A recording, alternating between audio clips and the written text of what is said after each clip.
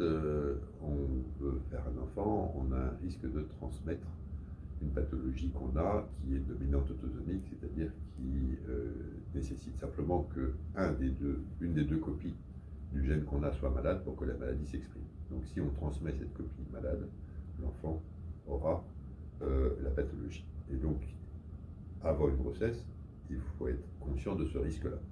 Ce risque-là, on peut l'évaluer et en fait, on peut savoir si l'enfant est porteur ou non de la copie malade du gène et donc susceptible d'exprimer la maladie.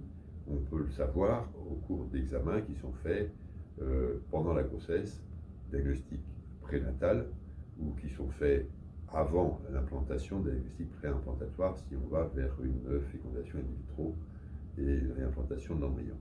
On peut maintenant aussi, si le père est porteur de la pathologie et donc la mère n'est pas porteuse, voir à partir d'une prise de sang si l'enfant à venir est porteur ou non de la mutation présente chez le père. Ce qu'on appelle le DPNI, diagnostic préimplantatoire non invasif, qui se développe. Voilà, les indications de tout ça sont des indications qu'il faut discuter avec le généticien et le psychologue, et qui sont vraiment à cas par cas et très compliquées.